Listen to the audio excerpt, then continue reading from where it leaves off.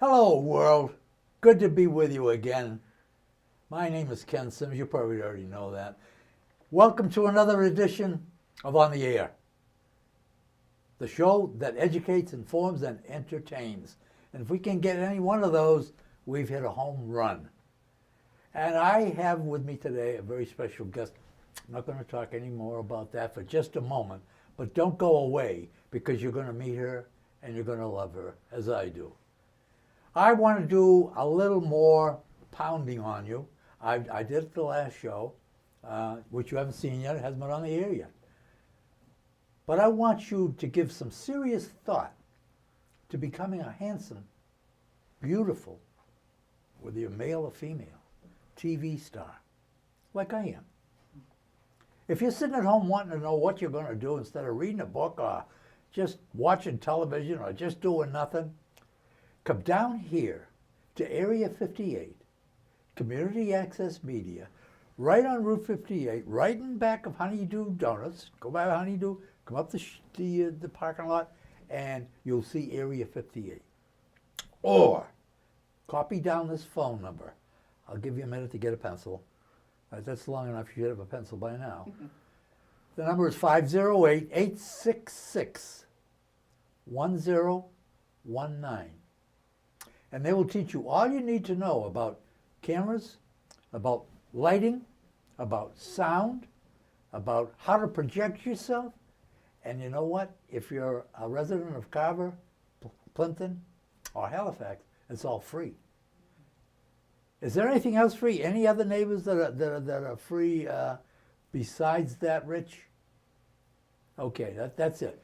But what a wonderful opportunity to learn about television, which is so exciting. To me, broadcasting, whether it's on radio or television, you know, I've been doing it for off and on for 40 years. Pretty steady for the last 20 years on community access television, which is what we're doing here right now.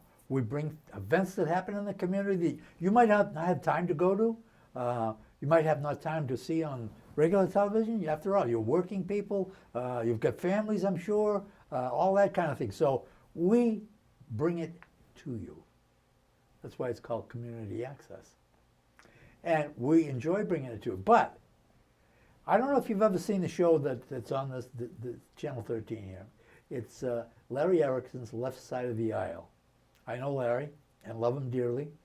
He does so much work on that show. He has details, he has facts, he has figures, and I challenged him one time, and man, I left with a red face. He knows what he's talking about. But suppose you now, whether you're male or female, had a show called The Right Side of the Aisle, the opposite of Larry. How about that? And that's only one idea. Give him a call, 508-866-1019.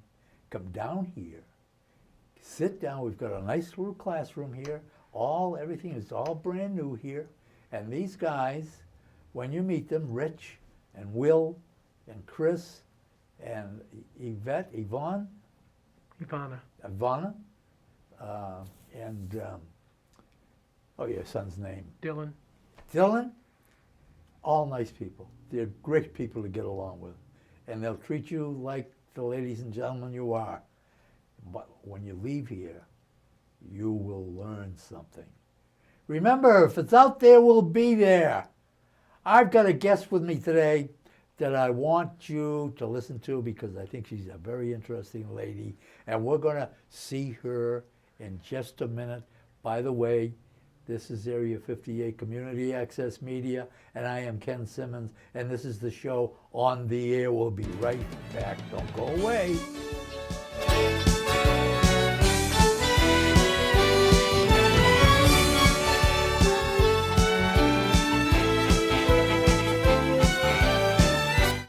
Okay, I told you I'd be back, and I told you I'd have an interesting lady with me, and here she is sitting right beside me. Hi, Sandy. Hi, Ken. How are you?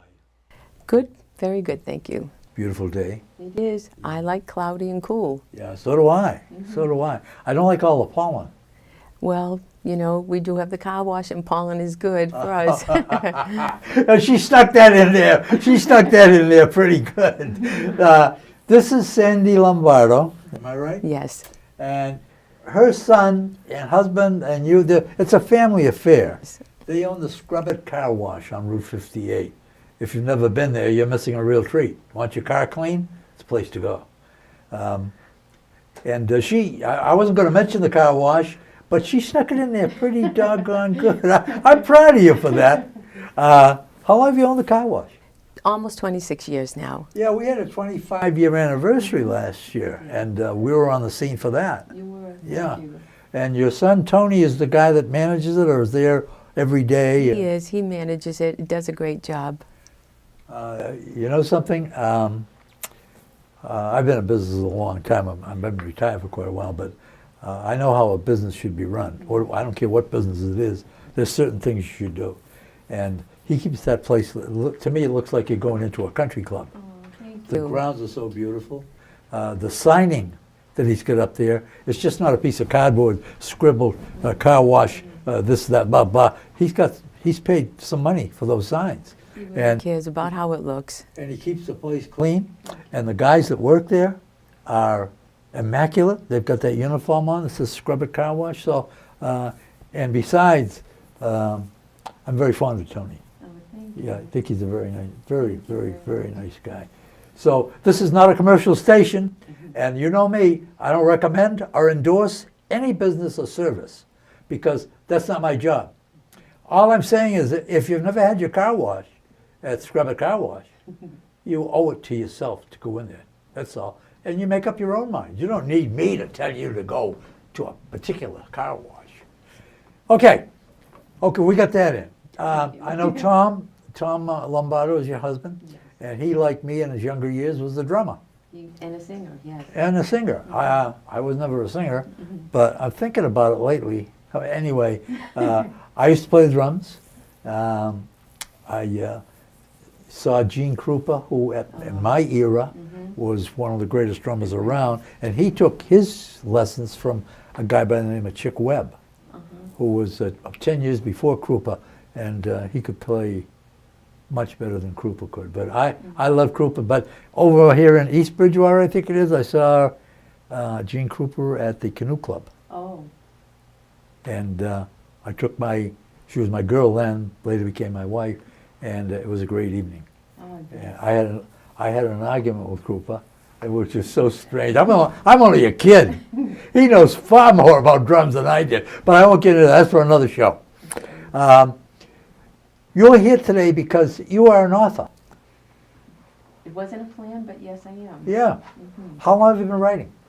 Since probably 2012. About 3 years then.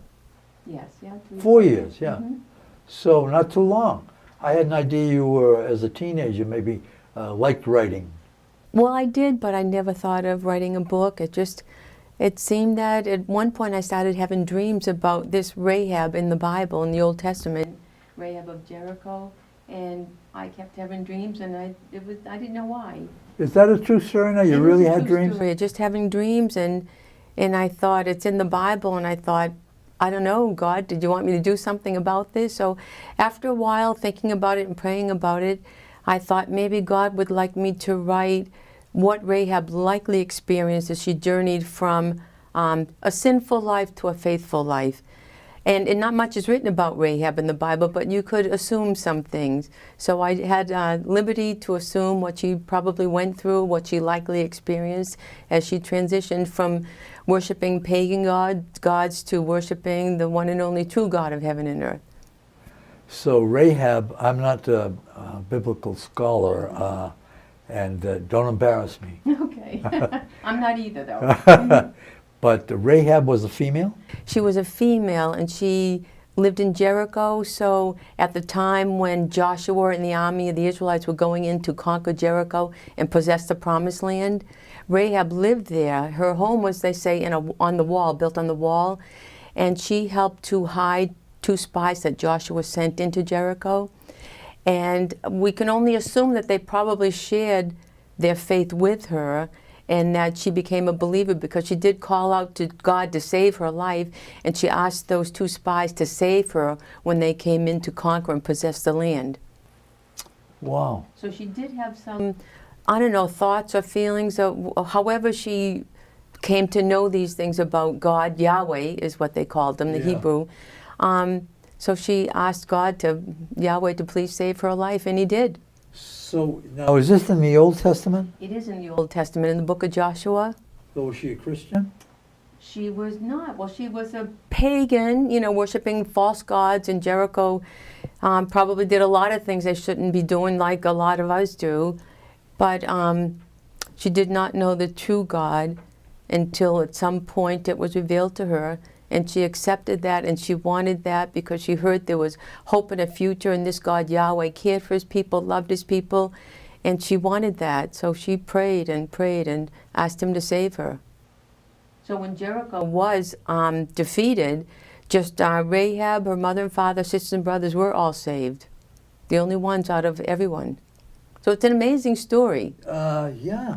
It just gives us all hope, because we all come from that place of regrets, knowing we made wrong decisions, done wrong things, and, hoping that we'll be forgiven. And so it shows us that, yes, God does forgive. He wants to forgive. He wants us to call out. That story is about forgiving? Yes, it's all about hope and redemption, and realizing that we don't have to suffer and be sorrowful and hurtful and just, carry the burdens, because, God tells us just call to him, and he did send his son, the Bible says, to suffer for our sins. Wait a minute now, if I can stop you there. Yes, The Old Testament was before Christ. it is. Right. So you just said God sent his son to help her? Well, help all of us. Actually, But in the she Old- wasn't alive when... You're right. When- You're right. But the Old Testament foreshadows everything that happened in the New Testament. And like I said, I'm not a scholar. But as you study, like every once in a while, you'll say, oh, I get it. And things just fall into place, and you understand the Old Testament foreshadowed everything that would come. And Jesus fulfilled every prophecy in the Old Testament. So then in the New Testament, yes, Jesus did come, and he died for our sins, because God's standard is perfection, and who's perfect? Nobody. Except Jesus and God. Right, except Jesus, right. And we can't earn our way to heaven. It's only because of what Jesus did on the cross that, we have been forgiven, because he took our sins upon himself. So that's kind of what Rahab did. She went from a sinful life believing in pagan gods and worshiping pagan gods and living a lifestyle that wasn't, honoring God. And at some point she realized that she was going down the path of destruction and wanted to change.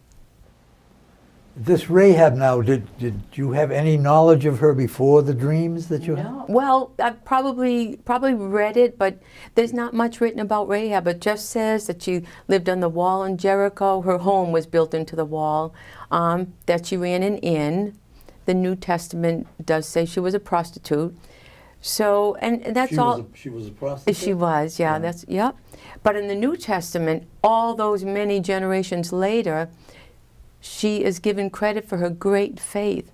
So I found that amazing, that she went from, being disobedient, like we all fall into that category, to then being commended for her great faith. I think that's amazing. I think it's incredible. I really think it's incredible. I found out about her authorship some months ago. And she came to me and said, because I used to be in marketing when I was working, is there anything we can do to market a book that I think has a lot of value? And I said, I'm sure you think it has a lot of value, because you wouldn't have written it otherwise. And I said, to market something is very, very expensive. So I invited her to come here and talk to you people on Channel 13. And knowing that this goes on the internet, and it goes on YouTube, and it goes all over the world, really. So anybody that's watching it will see this show. But we are not a commercial station, and I am not here to publicize her book.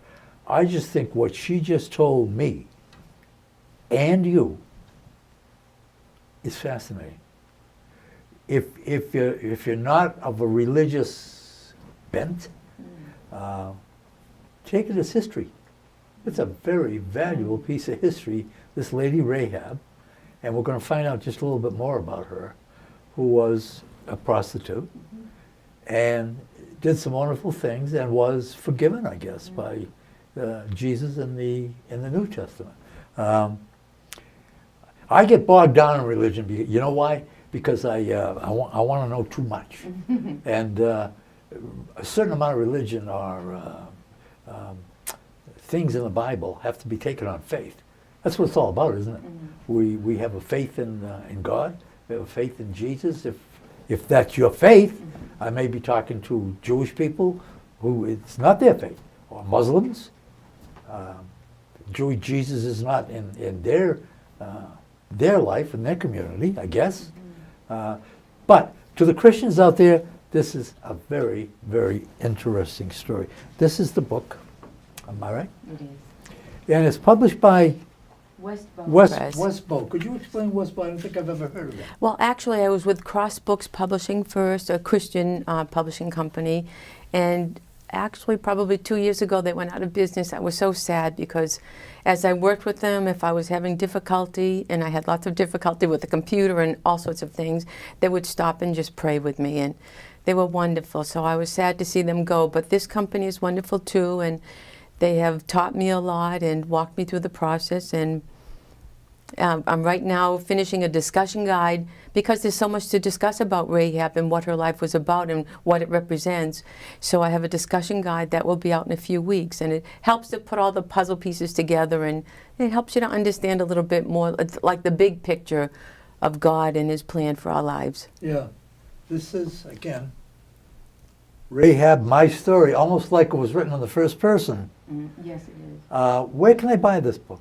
At Westbow Press, Amazon, or contact me. Amazon? Mm-hmm. And if they wanted to contact you, how would they do that? Well, You have a website? I guess right now would be on Facebook. I have Sandy Saya Lombardo, author. Say that to them. It's Sandy Saya, S-A-I-A, Lombardo /author. Did you get that? And we could have a discussion on the book, or whatever. I know what inspired you to write it, the dreams you had. Now that you've written it, now that you've got it down on paper, they say that's like getting rid of something. Now, you've done it. It's here. Do you feel still that you had dreams about Rahab? Absolutely. You do? Absolutely. And I thought, I don't know, I thought maybe God wanted me to do something with it, but I also felt not qualified to do anything. But then I had similarities in Rahab's life, the same as her. I was a little bit older when I came to know about God. I was 27. I'd never opened a Bible. I didn't own a Bible. I didn't know anything about God. And she wasn't living for God. I wasn't living for God. She loved her material possessions, probably. I loved mine. But at some point she realized that she was a sinner, and she asked God to forgive her, and I did the same thing. And God forgave Rahab, and God forgave me, and He said He'll never leave us or forsake us, so I'm excited. Of course. He said He's close to the brokenhearted and crushed in spirit, and so many of us are there, and He gives us hope in a future, and I think we're all looking for hope in a future. Did she change your life? She did. Yeah. She absolutely did. It says that she was... when she was saved, she was camped outside the Israelite camp because she could not be part of that, the Israelites right away. She had to go through a process of things. But anyway, then she married. She had a son, Boaz, a baby Boaz. And the amazing thing is, when you look through the genealogy of where Jesus came from, King David, Rahab's included in that genealogy. Is that right? Isn't that amazing? That's incredible. I think that's so amazing. So God uses whatever He wants to use, whoever He wants, to accomplish His goals, His plan. I'm going to ask you a very personal question now. You don't have to answer it. Okay. And I will understand. All right. Are you a highly religious person? Not religious, because God doesn't choose religions. He chooses people's hearts. It's a personal relationship. So I love God. and I feel as though I have a personal relationship with him. When I read that he collects your tears in a bottle, he knows the number of hairs that you have, you know, it's a personal thing. Yeah. And when I was looking for answers, when I began my journey, I was reading in The Purpose-Driven Life by Rick Warren, and it said that your life is not an accident. Your parents may not have planned you, but God did.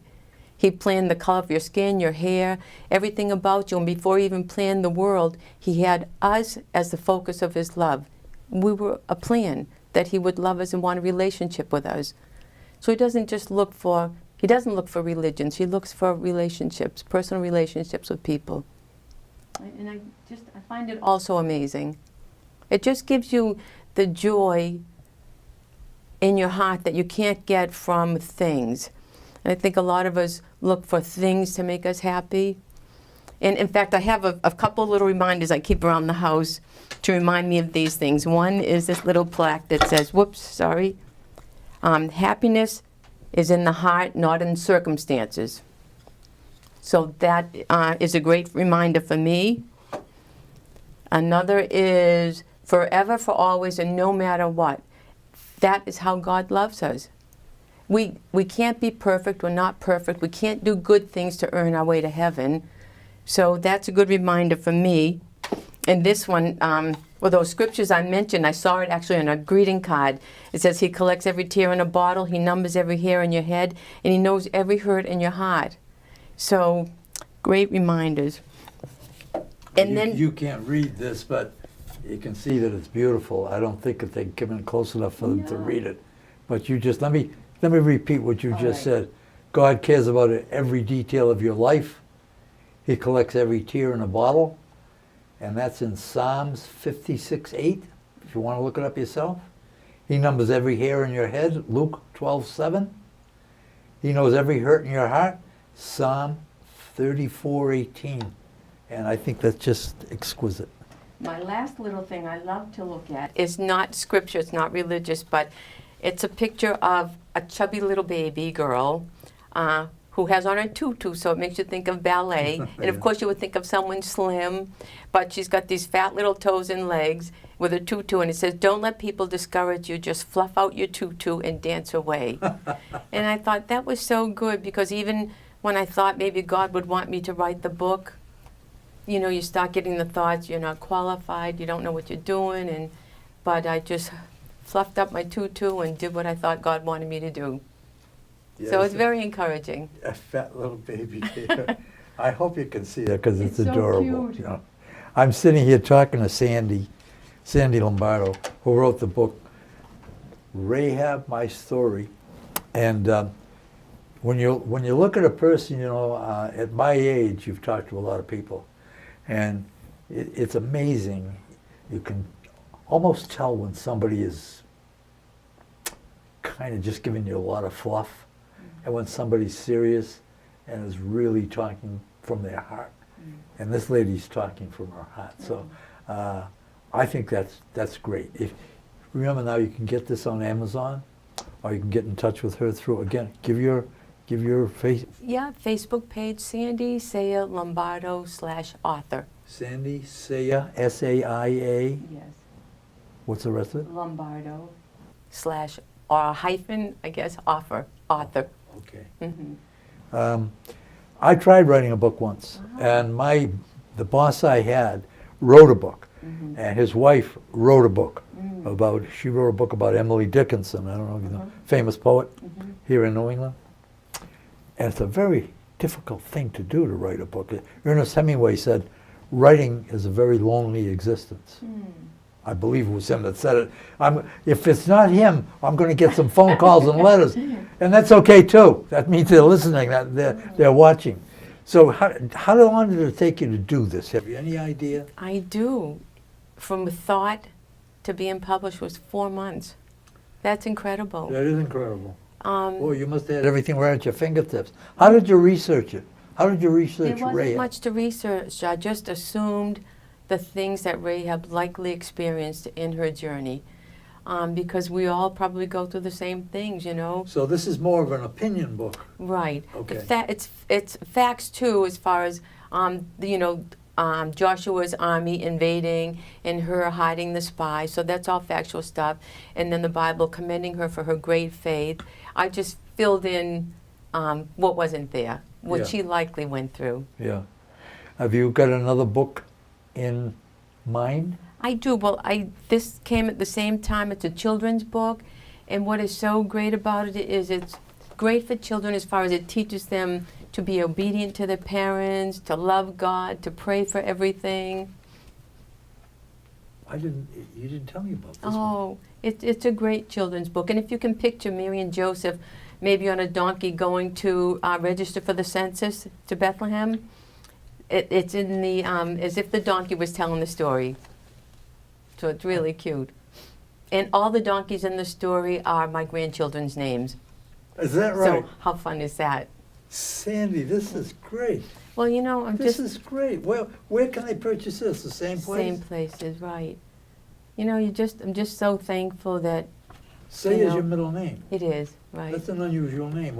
Is there any meaning to it or any? Well, not that I know of, other than my sister has researched it a little bit, and she said it has something to do with Isaiah in the Old Testament. So Isaiah, the middle part of it Okay, is Saia, my name. So I like to think it's something to do with that. Do you come from a religious family? No, No.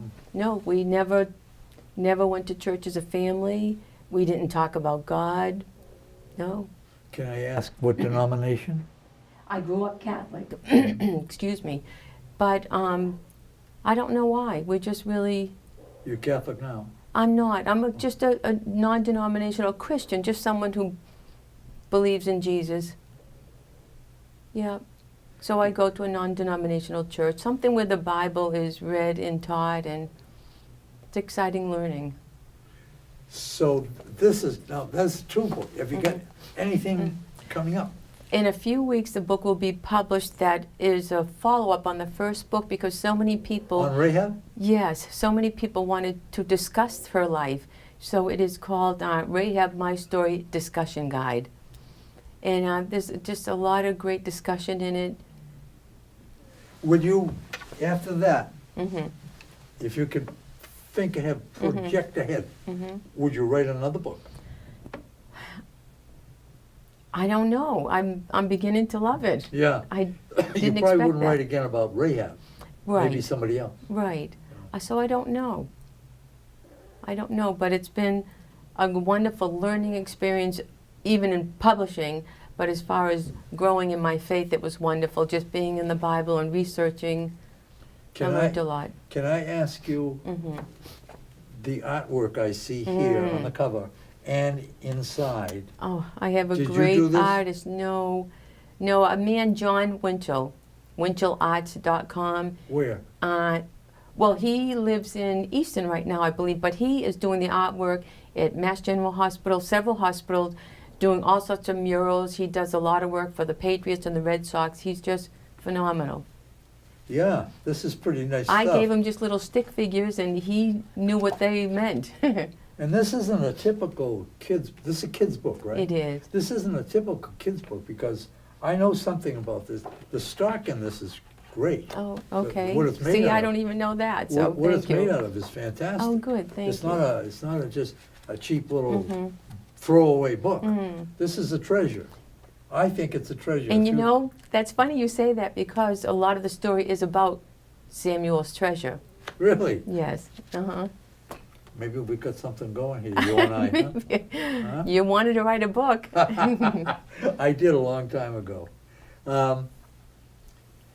Your family, I know Tony. Mhm. You have any other children? I have a daughter. She is 35. She's on her 5th child, and they will be 5, 7, and under.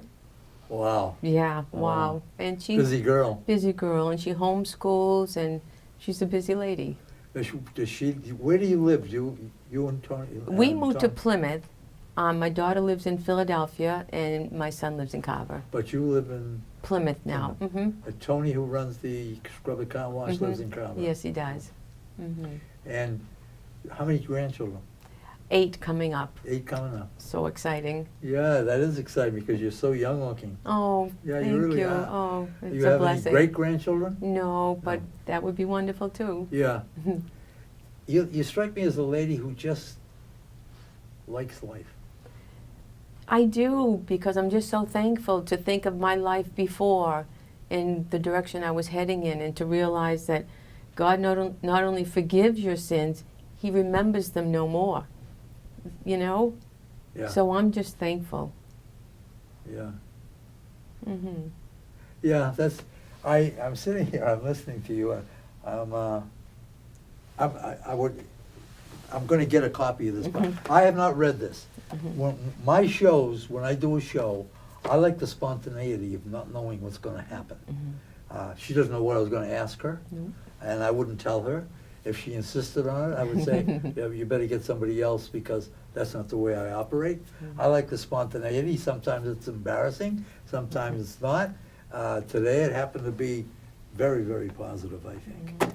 And I just, you know, when I first met Tony, I got to tell you a little story. My son works out, as does Tony. Yes. And my son has been working out since he was, I'm going to say 14 years old. He's now 56. And he works out almost every day before he goes to work. That's Tony. And when he hugs me, it's like a piece of iron is wrapped around me. There's not an ounce of fat anywhere on his body. This is the reason he started working out, because he was a chubby kid and he hated it. Same thing as Tony. And we did everything we could. We even took him to a hypnotist. Nothing worked. Until a friend of his, a good friend of his when he was a kid, that guy is still a good friend of his, introduced him to weightlifting.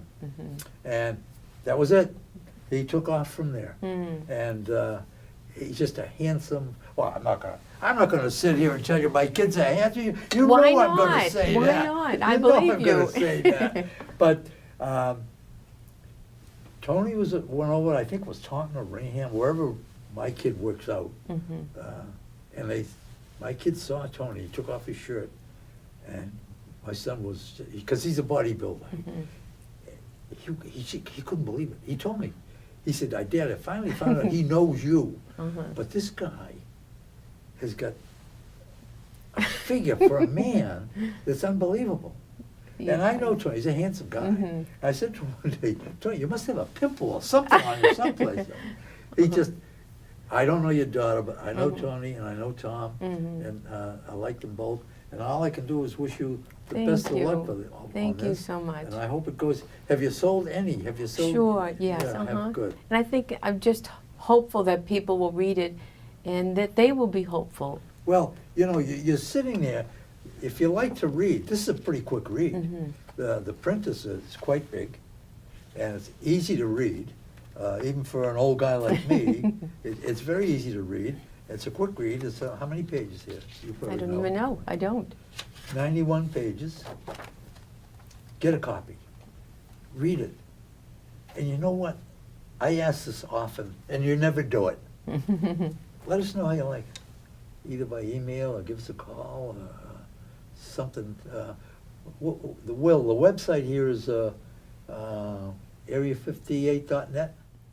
Her name is Sandy Lombardo. Her family, she and her family own the Scrubber Car Wash on Route 58 here in Carver. If you've never had your car cleaned, they can do it for you. Give them a try. That's all I'm asking. And if you want your mind cleaned, read this book, Rahab, the story of a wayward female who found redemption in Jesus Christ.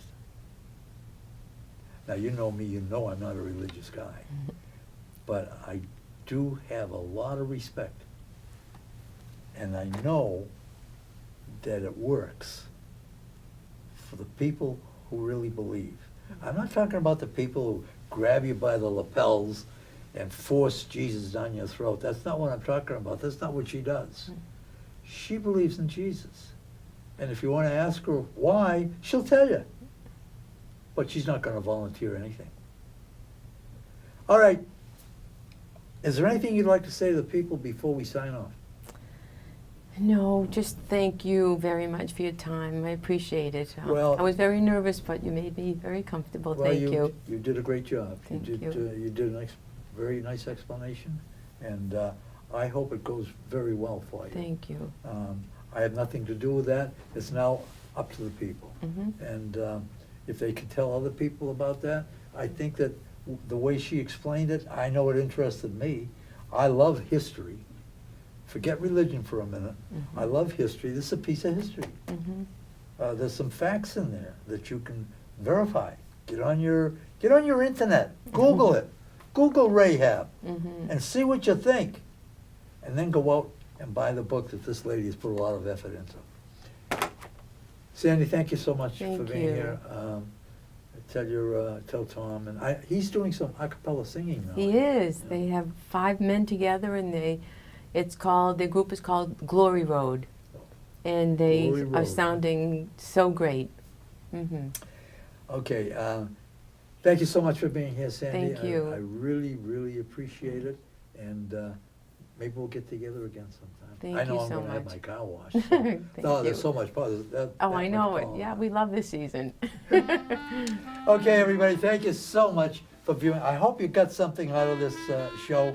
I sure did, and I've got a thick skull. And remember, I'm an old guy. What do I need to learn new? Are you kidding me? I'm getting closer and closer to learning things new, I'll tell you that. So, until next time, thank you so much for tuning in. Remember, Area 58, Community Access Media. The guys that are behind the cameras today, I have to thank them. So often I forget. Will McKenna, smiling guy, handsome as a devil. Rich Goulart, the executive director here. Will is the operations manager here. And I couldn't have 2 better friends. They're a hell of a lot younger than I am, but they treat me like they like me. So I really appreciate that. But I'm going to leave now. Don't go away, though, because I'm going to do another show someplace, sometime, when you least expect it. If it's out there, we'll be there. As Red Skelton used to say, goodbye and God bless.